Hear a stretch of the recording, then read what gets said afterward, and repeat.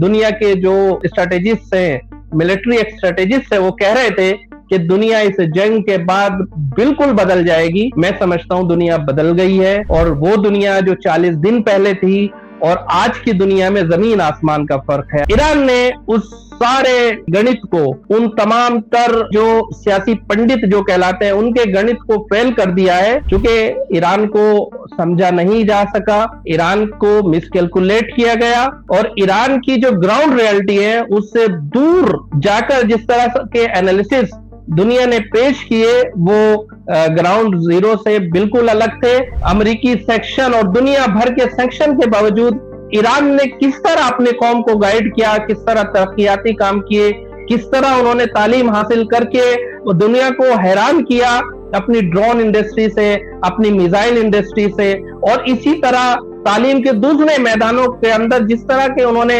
हैरत अंगेज तरक्याती काम किए, उन्होंने दुनिया को हैरान किया। इमाम खामनेई ने अपनी शहादत से चंद रोज पहले कहा था कि दुनिया ये ना समझे कि हमें धमकियां देकर सरेंडर कराएगी, बल्कि हमें और हमारी कौम को ये बहुत अच्छे से याद है कि हमें करना क्या है। जिन मुल्कों को सिर्फ लूटना आता है, जिन मुल्कों को सिर्फ अय्याशी आती है, जिन मुल्कों ने शराब, पैसे और औरत में खुद को डुबो दिया है, जहां पर एप्स्टीन फाइल्स होती हैं, उनको शायद शहादत की वैल्यू कभी समझ में नहीं आएगी। आज भी अशोक भाई, जब ये 40 दिन की जंग अपने खात्मे के नजदीक है या खत्म होने वाली है, तो आप देखेंगे कि ईरान ने किसी स्कूल को टारगेट नहीं किया, ईरान ने किसी ऐसे जगह को टारगेट नहीं किया कि जो मजहबी पैलेस हो, जबकि वो ये देख रहे थे कि उनके स्कूल, एलिमेंट्री स्कूल को टारगेट किया जा रहा है। और ट्रंप खुलेआम ये कह रहा था कि हम ईरान की सभ्यता को खत्म कर देंगे। अगर किसी देश का या उन मुल्कों का जिनका सबसे ज्यादा नुकसान हुआ है, न जिनकी इज्जत बची है, न जिनका इंफ्रास्ट्रक्चर बचा है, वो ये अरब देश है, जो जलील भी हुए अपनी आवाम की नजरों में और दुनिया की नजरों में।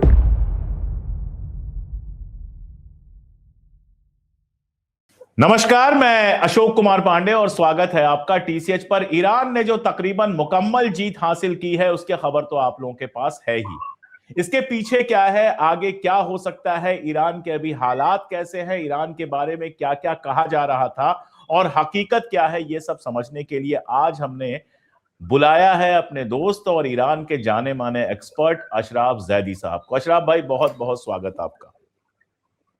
धन्यवाद, बहुत बहुत शुक्रिया अशोक भाई।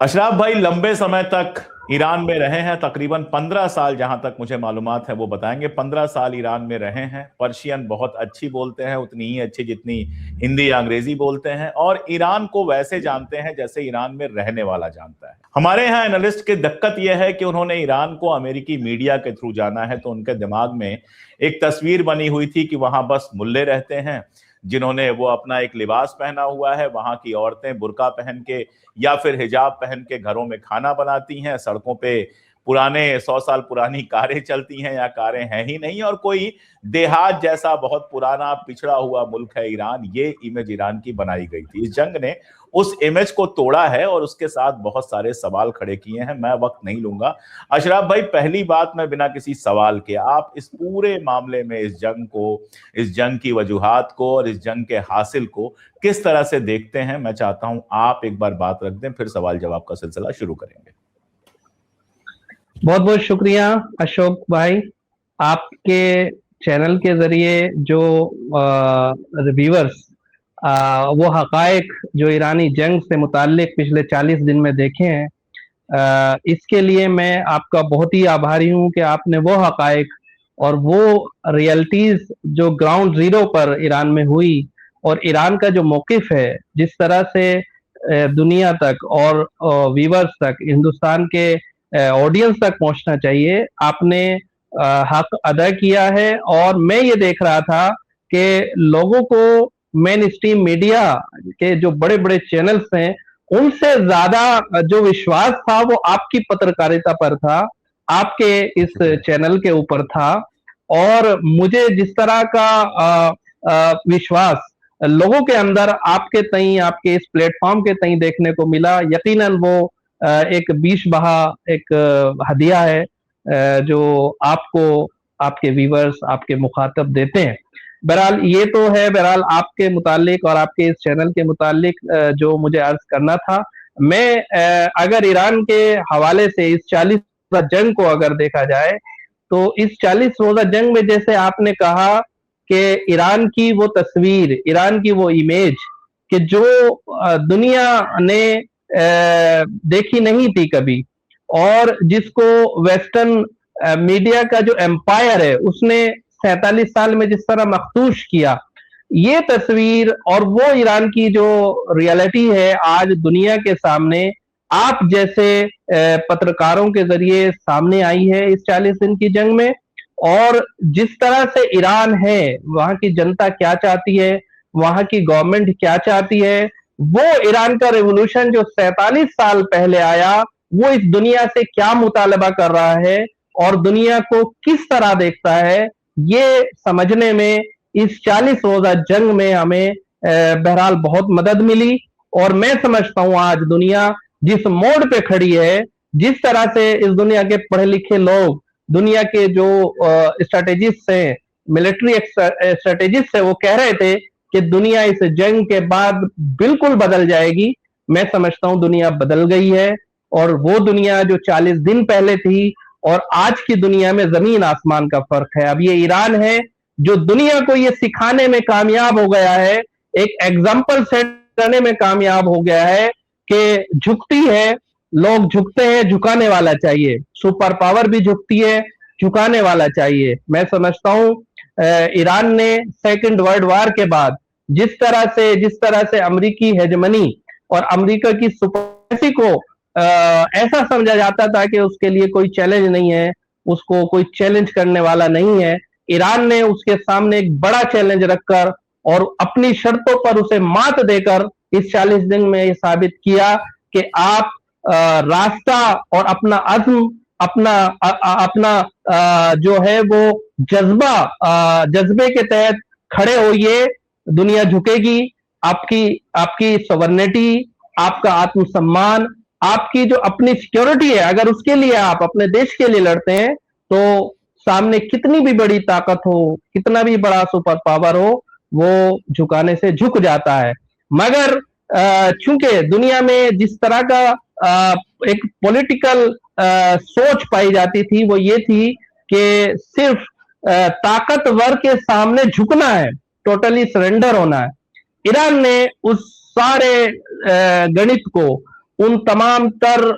जो सियासी पंडित जो कहलाते हैं, उनके गणित को फेल कर दिया है, क्योंकि ईरान को समझा नहीं जा सका, ईरान को मिसकैलकुलेट किया गया, और ईरान की जो ग्राउंड रियलिटी है उससे दूर जाकर जिस तरह के एनालिसिस दुनिया ने पेश किए, वो ग्राउंड जीरो से बिल्कुल अलग थे। और आज मैं समझता हूं वो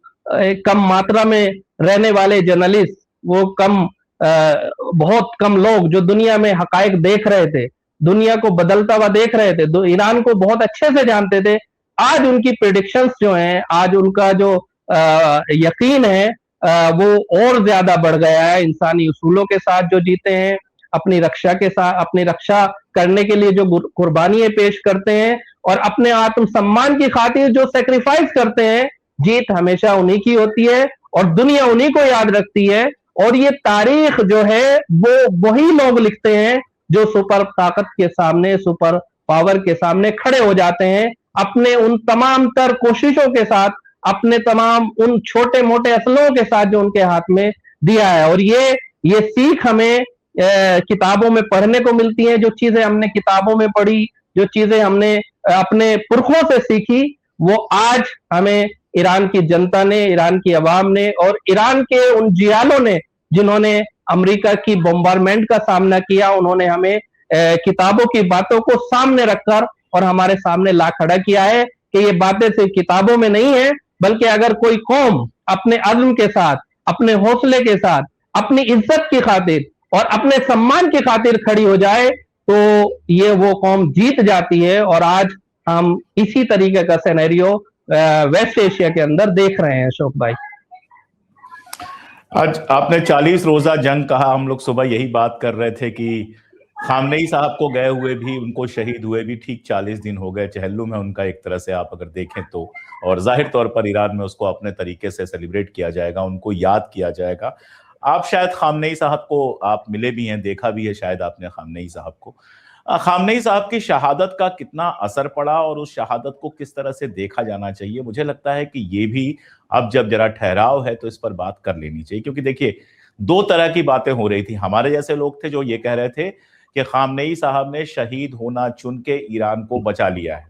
खामनेई साहब ने अपनी शहादत से पूरे ईरान को एक कर दिया है और ये पहला कदम अमेरिका और इजराइल को बहुत भारी पड़ने वाला है। वहीं दूसरी तरफ वेस्टर्न और अपने यहां भी बहुत सारे एनालिस्ट थे जिनको ये लगता था कि खामनेई साहब तो चले गए और जूनियर खामनेई शायद, पता नहीं तबीयत उनकी ठीक है नहीं है, कोई नहीं जानता, जब सामने आएगा तो जानेंगे। तो उन लोगों का ये कहना था कि अब ईरान बिखर जाएगा, आईआरजीसी और सरकार के बीच में, यहां तक कि कहा गया पजेश्कियन और आईआरजीसी के बीच में लड़ाई चल रही है, फला चल रहा है, ढिमका चल रहा है। तो ये मेरे ख्याल से वही है कि आप जब नहीं समझते हैं, शहादत के पूरे सिलसिले को नहीं समझते हैं, ईरान को नहीं समझते हैं, तब इस तरह की दिक्कतें आती हैं। मुझे लगता है कि जितनी पुरानी सभ्यताएं हैं, चाहे हिंदुस्तान हो चाहे ईरान हो, इन जगहों पर शहादत की अपनी वैल्यू है। और जाहिर तौर पर ईरान एक शिया बहुल इलाका है, तो वहां पर इमाम हुसैन से ही वो एक रवायत चली आ रही है। तो मैं लंबा नहीं खींचूंगा।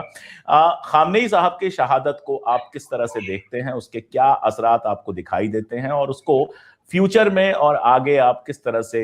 लोकेट कर पाते हैं, मैं चाहता हूं उस पर थोड़ा आराम से बात कीजिए। देखिए अशोक भाई, जो लोग इस्लाम को नहीं जानते, इस्लाम के बारे में जो नहीं पढ़ना चाहते, या जो इस्लामी तालीमात हैं उनको नहीं, यानी उनको किसी भी एंगल से वो इग्नोर करते हैं, तो come as come as a politician, as a analyst, एक राइटर, एक पढ़ने वाले के तौर पे मैं उनको एक सलाह दूंगा कि कम अज कम वो ईरान के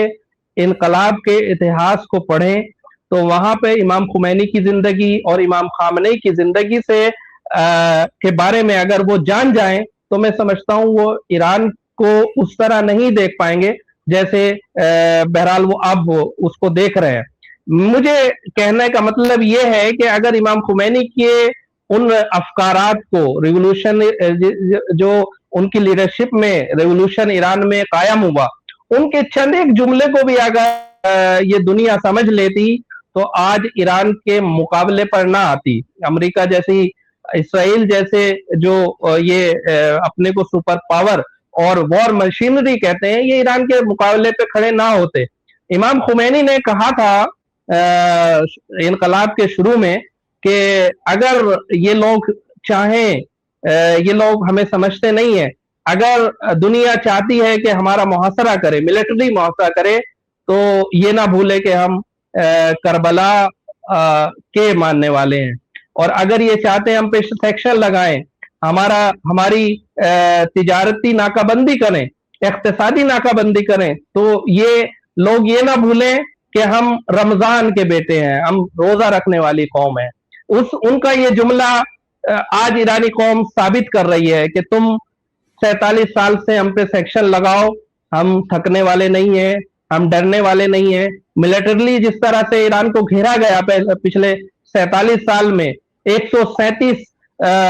मिलिट्री अड्डे अमेरिका ने इस मंतके में, इस रीजन में कायम किए ईरान को घेरने के लिए। अफगानिस्तान वॉर शुरू किया, इराक का तख्ता उल्टा ताकि ईरान को घेरा जाए, और इसी तरीके से अरब के उन देशों में कि जो उसके पिट्ठू समझे जाते हैं, उनके अंदर मिलिट्री बेसेस बनाए ताकि ईरान को घेरा जाए, ईरान को कमजोर किया जाए और ईरान की नाकाबंदी इस तरह की जाए कि ये खुद ब खुद इस इनकलाब का खात्मा हो जाए। लेकिन हमने ये देखा है कि इस मिलिट्री मुहासरे के बावजूद, अमेरिकी सेक्शन और दुनिया भर के सेक्शन के बावजूद ईरान ने किस तरह अपने कौम को गाइड किया, किस तरह तरक्याती काम किए, किस तरह उन्होंने तालीम हासिल करके दुनिया को हैरान किया अपनी ड्रोन इंडस्ट्री से, अपनी मिसाइल इंडस्ट्री से, और इसी तरह तालीम के दूसरे मैदानों के अंदर जिस तरह के उन्होंने हैरत अंगेज तरक्याती काम किए, उन्होंने दुनिया को हैरान किया। अगर वो इमाम खुमैनी को समझ गए होते और अगर वो इमाम खामनेई को इसी तरह समझ गए होते जिस तरह से उन्होंने 37 साल में इस इनकलाब को आगे बढ़ाया, वो कौन सी आइडियोलॉजी है कि जिसमें ईरान नहीं झुक रहा था, वो कौन सी ऐसी थ्योरी है जिसके तहत ईरान और ईरान की लीडरशिप अमेरिका के से आने वाले हर प्रेशर को रद्द कर रही थी। तो मैं समझता हूं अगर ये जानना है तो उसको करबला भी पढ़नी होगी, उसको इमाम हुसैन की वो आइडियोलॉजी भी समझनी होगी, जिस पर इमाम खामनेई ने अपनी अपनी शहादत से चंद रोज पहले कहा था कि दुनिया ये ना समझे कि हमें धमकियां देकर सरेंडर कराएगी, बल्कि हमें और हमारी कौम को ये बहुत अच्छे से याद है कि हमें करना क्या है। उन्होंने इमाम हुसैन को खिताब और इमाम हुसैन का जिक्र किया, करबला का जिक्र किया, और मैं समझता हूँ 61 हिजरी में जो करबला मैदान करबला में हमें देखने को मिली, मैदान इराक के अंदर, उस इराक के उस सहरा में देखने को मिली 1400 साल पहले, वो इमाम खामनेई ने तेहरान के अंदर उसको उसको लोगों को दिखाया, दुनिया को दिखाया कि देखो करबला और करबला वालों से टकराने का जो अंजाम है वो ये होता है कि आप कत्ल तो कर सकते हो, शहीद तो कर सकते हो, लेकिन जिस तरह शहादत का जो असर है, शहादत का जो असर इमाम खामनेई ने, जिस तरह का असर पूरी दुनिया में ये था कि 1.5 और 2 साल के अंदर वो यजीद का एम्पायर, वो इतनी बड़ी इंपीरियल ताकत के जो शाम में हुकूमत करती थी 1400 साल पहले, वो 1.5 से 2 साल के अंदर धाराशाही हुई। हम ये देख रहे हैं कि इमाम खामनेई की शहादत के बाद दुनिया के ऊपर जो असर हुआ है वो वक्त की सबसे बड़ी सुपर पावर की शिकस्त पर 40वें दिन उसका खात्मा हम होते हुए देख रहे हैं। और अब ये शुरुआत है उस नए वर्ल्ड ऑर्डर की कि जो इमाम खामनेई की शहादत के बाद शुरू होने जा रहा है। ये वो वर्ल्ड ऑर्डर है कि जो दुनिया के देशों को ये यकीन दिलाएगा कि आप अपनी संप्रभुता की रक्षा कर सकते हैं, आप अपने आत्मसम्मान के साथ फैसले ले सकते हैं, और बगैर झुके, बगैर डरे आप अपनी आवाम की खातिर फैसले ले सकते हैं। किसी दूसरे देश से, चाहे वो कितना भी बड़ा सुपर पावर क्यों ना हो, आप उससे नहीं डर, आपको नहीं डरना चाहिए, नहीं झुकना चाहिए, क्योंकि इस दुनिया में जो उसूल है वो इंसानियत का उसूल है, वो इज्जत नफ्स का उसूल है, वो खुददारी और जो हया होती है एक इंसान के अंदर, उस उसूलों पर बचा, उन उसूलों को बहरहाल सामने रखकर इमाम खामनेई ने जो कुर्बानी दी और उन उसूलों को जो बचाया, जैसे इमाम हुसैन ने बचाया था, ऐसे ही आज अगर किसी को करबला के ऊपर यकीन ना है, अगर कोई करबला को ये मानता है कि वो सिर्फ एक किताबों की बात है, वो सिर्फ एक कहानी है, तो वो आए तेहरान के अंदर इमाम खामनेई की शहादत को देखे और शहादत के बाद होने वाले उस असर को देखे कि जिसकी वजह से आज पूरा ईरान इकट्ठा होकर 40 दिन से सड़कों के ऊपर मौजूद है। जब उनके मदरसे, उनके स्कूल, उनके हॉस्पिटल बम्बारमेंट का शिकार है, वो उससे नहीं घबरा रहे हैं। पूरी पूरी रात उनके बच्चे, उनकी औरतें, उनके मर्द, उनके जवान सड़कों पर आकर ये एहसास दिलाते हैं कि हम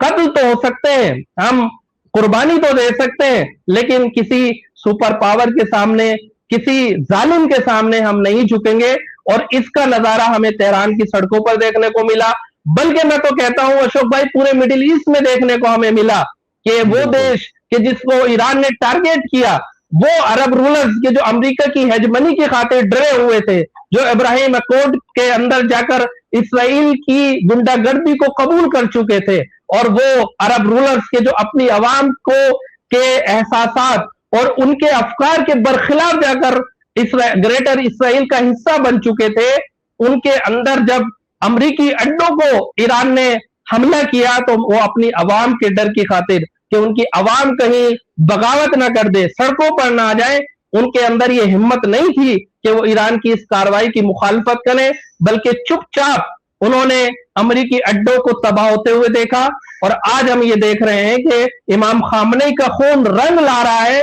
और इन तमाम देशों की आवाम को बेदारी का एक दर्ज दे रहा है कि खड़े होइए, अपने पैरों पे खड़े होइए, आत्मसम्मान से खड़े होइए। और उन तमाम देशों को, इन अरब देशों के अलावा उन तमाम देशों को यह पैगाम दे रहा है जो आत्मसम्मान के साथ जीना चाहते हैं। ईरान ने एक मॉडल सेट किया है, मैं समझता हूं दुनिया बदल चुकी है और एक नई दुनिया की तरफ बहरहाल हम लोग जा रहे हैं। और हिंदुस्तान जैसा देश कि जहां मुख्तलिफ फिरकों, मुख्तलिफ मज़ाहिब के लोग बसते हैं, जहां सुभाष चंद्र बोस को याद किया जाता है, जहां पर बड़े बड़े शोहदा को याद किया जाता है, शहादत को एक बड़ा दर्जा समझा जाता है, मैं समझता हूं हमारी हिंदुस्तानी अवाम से ज्यादा शहादत के जज्बे को कोई नहीं समझ सकता। और कुर्बानी जो इस राह में, मुल्क की राह में अपनी मिट्टी को बचाने की खातिर जिस तरह से कुर्बानी हमारे देश ने दी है, हमारे देश की आवाम से ज्यादा ईरान की इस कुर्बानियों को शायद ही कोई समझ पाए। बिल्कुल। मैं इस्लाम से बाहर से जब देखता हूं इस चीज को अशरफ भाई, तो मैं गांधी को याद करता हूं। गांधी को 1948 में ये कंडीशन थी कि ज्यादातर लोग जो है उनसे नाराज थे, जो पाकिस्तान से आए थे वो भी नाराज थे अपनी परेशानियों के चलते, यहाँ भी बहुत सारे लोग नाराज थे और पूरे देश में हिंदू मुसलमान दंगा हो रहा था, सारा कुछ हो रहा था। गांधी शहीद होते हैं और उसके बाद सारा मुल्क एक होकर खड़ा हो जाता है और सारे दंगे खत्म कर दिए जाते हैं। तो मैं वहां से देख रहा था कि शहादत हर टाइम में और हर अलग अलग माहौल में एक अलग मर्तबा रखती है, लेकिन जिन देशों का कुल इतिहास 250 सालों का है, जिन मुल्कों को सिर्फ लूटना आता है, जिन मुल्कों को सिर्फ अय्याशी आती है, जिन मुल्कों ने शराब, पैसे और औरत में खुद को डुबो दिया है, जहां पर एप्स्टीन फाइल्स होती हैं, उनको शायद शहादत की वैल्यू कभी समझ में नहीं आएगी। तो हमें उनके ऊपर दया करनी चाहिए अगर उनके समझ में नहीं आ रहा है। हो सकता है वक्त के साथ उनका भी जब इतिहास पुराना हो तो उनको ये वैल्यू समझ में आए। एक और बात, अक्सर ये बात कही जाती है कि ईरान जो है वो एक धार्मिक देश है, थियोक्रेटिक देश है, लेकिन इस पूरी जंग के दौरान मैंने देखा जैसे इजराइल ने एक सिनेगॉग गिरा दिया, तेहरान के अंदर सिनेगॉग था। और शायद हमारे दर्शक तो इस बात को जानते ही हैं, जो ना जानते हैं उनको जानना चाहिए कि पूरे मिडिल ईस्ट में इजराइल के बाद सबसे ज्यादा यहूदी कहीं रहते हैं तो ईरान में रहते हैं। और ईरान ने इजराइल के ऊपर हमला किया लेकिन कोई सिनेगॉग नहीं गिराया, किसी धर्मस्थल पर हमला नहीं किया, जबकि इजराइल ने ईरान के अंदर सिनेगॉग गिरा दिया। उसके बावजूद यहूदी साथ खड़े हुए और यहूदियों ने लगातार ईरान के साथ रहने की बात की है। वहां के सीनेट में यहूदियों के लिए आरक्षण है। इसके अलावा ईसाई काफी बड़ी संख्या में वहां पर रहते हैं ईरान में, और अभी ईस्टर वहां मनाया गया है, उसकी बहुत खूबसूरत तस्वीरें और वीडियोस आए हुए हैं। हिंदू मेरे ख्याल से बहुत नहीं रहते हैं वहां पर, सिख थोड़े से रहते हैं और सुन्नी भी ठीक ठाक रहते हैं। शायद इस जंग के बाद लोगों को पता चला हो कि अलग अलग नेशनलिटीज हैं, कुर्द हैं, बलोच हैं, और भी नेशनलिटीज हैं जो वहां पर रहती हैं, यहां तक कि तुर्क भी रहते हैं और भी कंट्रीज के और भी नेशनलिटीज के लोग रहते हैं। तो ये समझ भी लोगों के पास शायद नहीं थी कि ईरान में उसी तरह की लगभग विविधता है जिस तरह की हिंदुस्तान में है। अलग अलग फिरकों के लोग वहां पर रहते हैं, अलग अलग इलाके हैं, अलग अलग ड्रेस है, उनका खाना अलग है, समंदर है, वहां पहाड़ है, रेगिस्तान है, तो एक बहुत बड़ा मुल्क है। ये ईरान को लेकर इतनी कम जानकारी लोगों को क्यों है, पहली बात। और दूसरी बात कि क्या आप जो प्रयोग वहां पर हुआ है उसको आप एक धार्मिक सत्ता के भीतर, इस्लामिक सत्ता के भीतर एक खास तरह के सेकुलरिज्म के प्रयोग के रूप में देखते हैं? देखिए, ईरान के साथ एक बड़ा भाव 1979 के बाद शुरू हुआ अशोक भाई, और वो क्यों हुआ? क्योंकि ईरान ने उस वक्त की दो सुपर पावर को चैलेंज किया, और जो ईरानी रिलेशन है वो शुरू से किसी भी सुपर पावर के खिलाफ इसलिए रहा कि चाहे वो सोवियत यूनियन हो या अमेरिका हो, इन दोनों के खिलाफ इमाम खुमैनी ने नारा लगाया था, ला शर्किया वला गरबिया, यानी ना हमें शर्क की सुपरमेसी कबूल है ना गर्ब की सुपरमेसी कबूल है। वो सुपरमेसी किस तरह की सुपरमेसी थी? वो मुल्कों को अपनी कॉलोनीज बताते थे और उसके ऊपर अत्याचार करते थे, अपना साम्राज्यवादी नीतियों को लागू करते थे। हिंदुस्तान भी बाद में बहरहाल उसी नीति पर नेहरू जी ने नारा लगाया, नॉन अलाइनमेंट एक मूवमेंट चली, और ईरान ने उस मूवमेंट को बहुत पसंद किया। ईरान ने हिंदुस्तान की आवाज से आवाज, उस नॉन अलाइनमेंट मूवमेंट के एक एक्टिव मेंबर के तौर पे हमेशा काम किया, और इन दोनों देशों ने मिलकर दुनिया को, बहुत सारे देश, साउथ अफ्रीका है, उसके बाद बहुत सारे देश इनके साथ मिले, क्यूबा, इन्होंने कहा कि साम्राज्यवादी नीतियों के खिलाफ हमें खड़े होना है, और हर मुल्क को ये अधिकार है कि वो अपनी मर्जी और अपनी आवाम की खातिर अपने खुद के फैसले ले, अपने को इख्तियार, खुद मुख्तार देशों की जो एक रणनीति होती है उस पर काम किया। लेकिन जब वेस्ट ने देखा और जब सोवियत यूनियन ने देखा कि ईरान हमारी नीतियों से अलग हटकर एक नया सिस्टम इंट्रोड्यूस करा रहा है, एक वो सिस्टम क्या था? वो सिस्टम नॉन अलाइनमेंट का सिस्टम था। वो सिस्टम ये था कि जो हर मुल्क को उसकी खुद मुख्तारी और उस मुल्क को ये अधिकार देता था कि वो जिससे चाहे ट्रेड करे, जिससे चाहे जिस तरह के अपनी आवाम की खातिर जाए और उससे ट्रेड करे। बहरहाल साम्राज्यवादी नीतियों के अंदर ये चीज माना नहीं रखती और वहां पे एक ही लफ्ज होता है, वो कहते हैं टोटली सरेंडर, कि तुम लोग हमारे हो, हम जिससे चाहें आप उससे वैसा ही बर्ताव करेंगे। बहरहाल ईरान इसके खिलाफ रहा और इसकी वजह से बहरहाल गर्ब और शर्क भी ईरान के खिलाफ एक बड़े प्रोपेगेंडे का शिकार हुआ। तो वो प्रोपेगेंडा अमेरिका की हेजेमनी की खातिर और इन अरब देशों के पेट्रो डॉलर की खातिर शुरू हुआ और वेस्टर्न मीडिया का जो एम्पायर था वो दिन रात ईरान के खिलाफ एक्टिव रहा। और इसी का नतीजा है कि आज जब हम किसी टेलीविजन पर, जब हम किसी अखबार के अंदर, जब हम किसी मीडिया हाउस और मीडिया प्लेटफॉर्म के ऊपर ईरान के जो हकायक हैं, उसकी सभ्यता की बात करते हैं, उसके यहां से जो चीजें दुनिया को मिली हैं, इंसानी उसूल मिले, उनकी बात करते हैं, तो वो ईरान को 79 के बाद नापते हैं। उससे पहले हजारों साल के ऊपर आधारित उसके इतिहास को कहीं ना कहीं तारीख के पन्नों में गुम कर कर भूला देना चाहते हैं। बहरहाल ये वही कौम है कि जो जिसका इतिहास सदियों और हजारों साल पुराना है, जिसके इतिहास के अंदर हिंदुस्तान की छवि भी दिखती है और जिसकी छवि हिंदुस्तान के इतिहास के अंदर हमें देखने को मिल सकती है। बहरहाल ईरान के साथ जो भेदभाव हुआ, जो मीडिया का प्रोपेगेंडा चला, उसकी खातिर आज हमें ईरान की सही तस्वीर देखने को नहीं मिल पाई। नहीं तो ये वही लोग हैं जिन्होंने एम्पायर काम किए, ये वही लोग हैं जिन्होंने दुनिया को डिप्लोमेसी दी, ये वही लोग हैं कि जिन्होंने इंसान को बहरहाल ये सिखाया कि वो कैसे सरहदों को तयीन करे, कैसे डिप्लोमेसी अपनाए। बहरहाल ईरान भेदभाव का शिकार हुआ और इस शिकार की वजह ये रही कि पिछले 47 साल में ईरान को हर प्लेटफॉर्म पर इग्नोर किया गया। उनकी उस सभ्यता को, उनकी उस खुददारी और उन उसूलों को, जिन उसूलों की हमेशा उन्होंने पासबानी की है। आज भी अशोक भाई, जब ये 40 दिन की जंग खत्म, अपने खात्मे के नजदीक है या खत्म होने वाली है, तो आप देखेंगे कि ईरान ने किसी स्कूल को टारगेट नहीं किया, कर सकता था। ईरान ने किसी ऐसे जगह को टारगेट नहीं किया कि जो मजहबी पैलेस हो, मजहबी जगह हो, ईरान कर सकता था। इसराइल के अंदर मौजूद उनके मजहबी मकामात को ईरान टारगेट कर सकता था, सीरिया के अंदर कर सकता था, लेकिन उन्होंने ये काम नहीं किया। जबकि वो ये देख रहे थे कि उनके स्कूल, एलिमेंट्री स्कूल को टारगेट किया जा रहा है, उनके हॉस्पिटल्स को टारगेट किया जा रहा है। और ट्रंप खुलेआम ये कह रहा था कि हम ईरान की सभ्यता को खत्म कर देंगे, वो सभ्यता कि जो हजारों साल पे आधारित हो। आप बिल्डिंग के तोड़ने से, यूनिवर्सिटी को गिरा देने से या किसी इंफ्रास्ट्रक्चर को तबाह करने से उस सभ्यता को नहीं मिटा सकते। इंसान है जो सभ्यता कायम करता है, उसके अंदर बसने वाली कौमें हैं जो सभ्यता बनाती है। बहरहाल ट्रंप की जो रात की एक ट्वीट थी, उसने दुनिया को हैरान किया और मैं समझता हूं अफसोसनाक था उसका वो ट्रंप का वो ट्वीट कि जो दुनिया ने सहन कर लिया और उसके ऊपर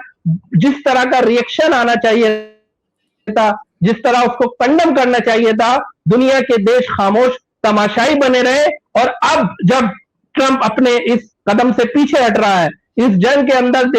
शिकस्त, उसकी ख्वाहिश, शिकस्त ख्वाहिश हमें देखने को मिल रही है। तो मैं एक बात कहना चाहता हूं, देखिए इस जंग में अमेरिका एक प्लेयर था, ईरान भी एक प्लेयर था। ईरान के ऊपर चूंकि ये जंग थोपी गई थी, इसराइल एक प्लेयर था और कुछ प्लेयर ऐसे थे कि जो देखने को नहीं मिल रहे थे, और वो थे अरब रूलर्स। मैं समझता हूं सबसे ज्यादा अगर किसी देश का या उन मुल्कों का जिनका सबसे ज्यादा नुकसान हुआ है, न जिनकी इज्जत बची है, न जिनका इंफ्रास्ट्रक्चर बचा है, वो ये अरब देश हैं, जो जलील भी हुए अपनी आवाम की नजरों में और दुनिया की नजरों में। और दूसरा देश जो जलील हुआ और जो अपने खात्मे की तरफ बढ़ रहा है, वो है इसराइल, के जो अमेरिका को मुख्तलिफ बहानों के जरिए, इन प्रोपेगेंडे के जरिए जो उसने पिछले 47 साल में ईरान के खिलाफ किया, उसके जरिए अमेरिका को लाने, इस जंग में झोंकने पर मजबूर किया। बहरहाल वो सबसे बड़ा लूजर है। और मैं समझता हूं अमेरिका ने जिस तरह से इस जंग को लड़ा है, वो उसकी उन उन उन कमियों को दिखाता है कि जो गिरते हुए एक एम्पायर की के अंदर नजर आती हैं। बहरहाल ये वो एम्पायर है जो खात्मे की तरफ जा रहा है, डिक्लाइन हो रहा है। एक मजेदार बात है ये, आखिरी सवाल, बहुत सवाल क्या आपके साथ बस शेयर कर रहा हूं कि अरब मुल्कों ने जो अपनी पूरी इकोनॉमी बनाई है, वो इकोनॉमी तेल बेच के बनाई है और टूरिज्म से बनाई है। लेकिन अगर जॉर्डन को छोड़ दें, इजिप्ट को छोड़ दें और टर्की, अरब मुल्क नहीं है लेकिन टर्की पास का ही मुल्क है, उसको छोड़ दें, तो उतनी हिस्ट्री, उतनी खूबसूरती किसी के पास नहीं है जितनी ईरान के पास है। उतना नेचर किसी के पास नहीं है जितना ईरान के पास है, और उतना तेल भी किसी के पास नहीं है जितना ईरान के पास है। तो मान लें कि ये सब कुछ ठीक ठाक चलता है और सैंक्शन हट जाते हैं, सेकेंडरी सैंक्शन हट जाते हैं, मान लीजिए प्राइमरी नहीं भी हटते हैं, तेल बेचने की आजादी और लोगों के आने की आजादी और बाकी सब शुरू हो जाता है, तो और होर्मुज से अगर 2 मिलियन जो वसूलने वो हो जाता है, तो ओमान के साथ शेयर करना है। मैं आपसे बस इतना जरूर अर्ज करूंगा कि जब भी अरब मुल्कों की बात करें तो ओमान को निकाल दें। ओमान ने अपनी रीढ़ की हड्डी भी दिखाई है और ओमान ने अपनी जो कहते हैं कि मोरल ताकत भी दिखाई है। पहले दिन जो उसके फॉरेन मिनिस्टर का बयान आया कि आपके ईरान के बारे में जो भी ख्यालात हैं, इस जंग के ईरान जिम्मेदार नहीं है, अमेरिका जिम्मेदार है। तो मुझे लगता है कि ओमान को हमको अंडरलाइन करना चाहिए। ओमान ने बहुत ताकत दिखाई है और बहुत हिम्मत दिखाई है। तो ये सब अगर शुरू हो जाता है तो मुझे लगता है कि ईरान न केवल बाकी सब में तो वो सुपर पावर की तरह बिहेव करेगा ही करेगा, जाहिर है। अरब मुल्कों, अरे मिडिल ईस्ट में उसका असर भी बहुत ज्यादा बढ़ेगा, ये भी बिल्कुल है। लेकिन साथ में टूरिज्म वगैरह जिस तरह से बढ़ेगा, वो ईरान की जो इमेज बनाई गई है उसको तोड़ने में भी जबरदस्त काम करेगा, मुझे ऐसा लगता है। बिल्कुल अशोक भाई, आपने एक नुक्ते की तरफ जो तवज्जो दिलाई है, इजिप्ट का जो कल्चर हेरिटेज है और ईरान का जो है, इसके बारे में मैं एक छोटी सी गुफ्तगू कर सकता हूं। देखिए, लारिजानी, डॉक्टर लारिजानी, ईरान के शहीद लारिजानी जो ईरान की नेशनल सिक्योरिटी के चेयरमैन थे, उन्होंने अपनी एक गुफ्तगू में इस बात का जिक्र किया था कि एक सफर में अमेरिका गया तो अमेरिका का जो सबसे बड़ा थिंक टैंक था हेनरी किसिंजर, जिसने अमेरिका की फॉरेन पॉलिसी के उसूल तय किए थे, उसने मुझे पैगाम भेजा और उसने बोला कि मैं आपसे मिलना चाहता हूं। मैंने कहा कि ठीक है, मैं भी मिलना चाहता हूं। चूंकि मैं आपकी इतला के लिए अर्ज करूं कि लारिजानी वो फिलोसफर थे, दुनिया के अंदर वो पॉलिटिशियन थे जो फलसफी भी थे और जिन्होंने कांट के फलसफे को बहुत अच्छे से पढ़ा हुआ था। ये ऐसा एक फलसफी फिलोसफर कि जो दुनिया की यूनिवर्सिटियों में जिसकी किताबें पढ़ाई जाती हैं, जिसने खुद एक बड़ा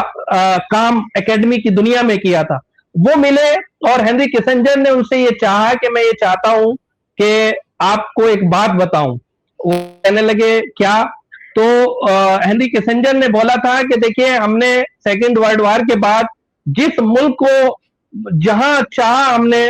जिस तरह चाहा उस तरह बांट दिया, जिस तरह चाहा उसके जो हदबंदी थी, उसके जो बॉर्डर थे वहां तयीन कर दिए। 2 मुल्क ऐसे हैं कि जिनसे हम दोस्ती करना चाहते हैं और हम अपनी जो पॉलिसीज हैं उनके ऊपर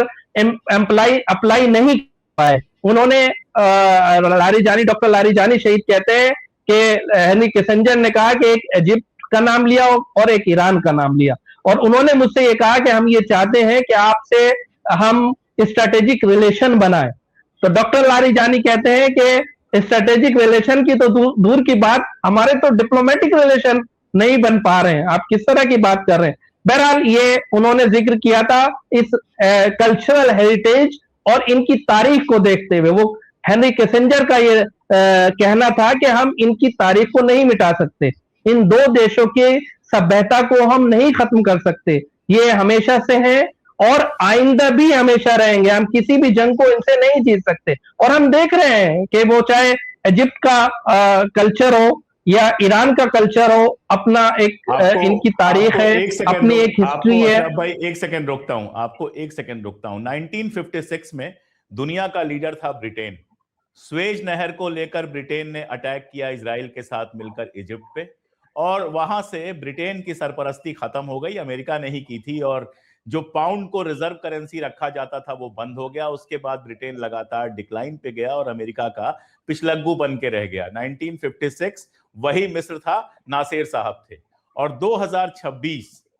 70 साल का फर्क है। ईरान की जंग में ट्रंप ने जो किया है, इसके बाद अमेरिका की जो हेजीमनी है उसका खत्म होना लगभग तय है। जी प्लीज कंटिन्यू रखिए, आपकी बात पर ही बिल्कुल याद आया तो मैंने जोड़ दिया। मैं जी बिल्कुल यही हो रहा है। ईरान ने बहरहाल मैं बार बार हर टीवी चैनल पे, हर प्लेटफॉर्म पे मैंने बोला है जब से ये जंग शुरू हुई थी कि ईरान ने अमेरिका की हेजमनी का जो गला है और सुपरमेसी का जो गला है वो स्टेट ऑफ होर्मुज में इस तरह दबा दिया है कि अब उसकी जो पूरी हेजमनी है, पूरी सुपरमेसी है, वो जो उसका एक तमगा है सुपर पावर होने का, वो पर्शियन गल्फ में डूबने जा रहा है। मैं बार बार इस चीज को कह रहा था और आज हम 40 दिन के बाद देख रहे हैं कि उसकी ये हेजमनी, उसकी ये सुपरमेसी पर्शियन गल्फ के अंदर अपने तमाम इत्तेहादियों के साथ डूब चुकी है और इस डुबाने में ईरान का बड़ा रोल है। और ईरान के उन इत्तेहादियों का जिन्होंने ईरान का साथ दिया, ओमान का आपने जिक्र किया, यकीनन ओमान के अंदर बाशरफ लोग हैं, वो अफराद बसते हैं वहां पे जो उसूल, दुनियावी उसूल और इंसानी उसूल का पास रखते हैं। उन्होंने अपना की सुपरमेसी के सामने उन्होंने भी घुटने नहीं टेके और ईरान का हमेशा साथ दिया, चाहे वो डिप्लोमेटिकल रिलेशन हो, चाहे ये निगोशिएशन का टेबल हो, ये सजाने में हमेशा उन्होंने साथ दिया। और मैं समझता हूं कि ये जो अमेरिका की डूबती हुई सुपरमेसी है, डूबती हुई एक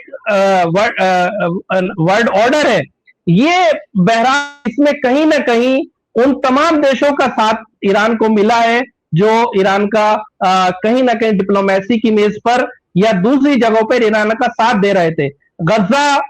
का मसला हो, इराक की अशदुश्शाबी का मामला हो, यमन के हौसियों का मामला हो या लबनान की हिजबुल्लाह का मामला हो, ये बाशरफ लोग हैं अशोक भाई कि जिन्होंने कुर्बानी पेश की, जिन्होंने अपनी वो शहादतें पेश की, उन अफराद की शहादतें पेश की कि जिनके लिए लोग आज तक रो रहे हैं। मैं समझता हूं उनकी शहादतें रंग ला रही हैं और उनकी शहादतों की वजह से, उनके खून से वेस्ट एशिया के अंदर एक नई तारीख रकम हो रही है और वो तारीख ऐसी है कि जहां पर अमेरिका की हेजमनी का खात्मा है और जो रूलर्स, जो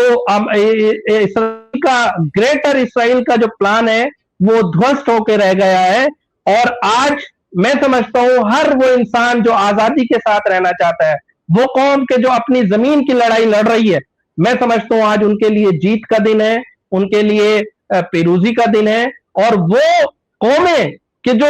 सालों से स्ट्रगल कर रही थी, जो सबसे बड़ा मसला था फिलिस्तीन की आजादी का, मैं समझता हूं आज से फिलिस्तीन की आजादी के दिन शुरू हुए हैं और मुझे लगता है कि वो दिन करीब है कि जब फिलिस्तीन एक आजाद देश की शक्ल में दुनिया के नक्शे पर हमें दिखाई देगा।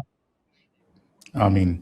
मैं खुशनसीब हूं कि मैं अभी हाल में ही, आपको बताया था, मैंने ओमान गया था और अब मैं इंतजार कर रहा हूं कि अगला मौका मिलते ही मैं ईरान पहुंचूं और फलस्तीन आजाद हो तो ये तो मेरा पुराना ख्वाब है कि आजाद फलस्तीन का वीजा लेकर मैं फलस्तीन में भी घूमने जाऊं। एक आखिरी बात कहकर अपनी बात खत्म कर रहा हूं। ईरान की आवाम ने अपनी पूरी ताकत के साथ, सारी मुश्किलात झेलते हुए अपनी सरकार का साथ दिया है और मुझे पूरी उम्मीद है कि जो भी उनकी शिकायतें थी पहले, जो भी शिकायतें थी, चाहे वो महंगाई की शिकायत हो या फिर पर्सनल शिकायतें हर मुल्क में होती हैं जनता की, अब सरकार भी उसी ताकत के साथ, जब उसके पास पैसे भी आने वाले हैं, जब उसके पास शांति भी आने वाली है, जब उसको सैंक्शन से भी मुक्ति मिलने वाली है, तो उसी ताकत के साथ अपनी जनता के साथ खड़ी होगी, अपनी जनता की बातें सुनेगी और ईरान को सबके लिए, यहूदियों के लिए, ईसाइयों के लिए, सिखों के लिए, शियाओं के लिए, सुन्नियों के लिए, बलोचों के लिए, सबके लिए, औरतों के लिए, मर्दों के लिए एक ऐसा शानदार मुल्क बनाएगी जो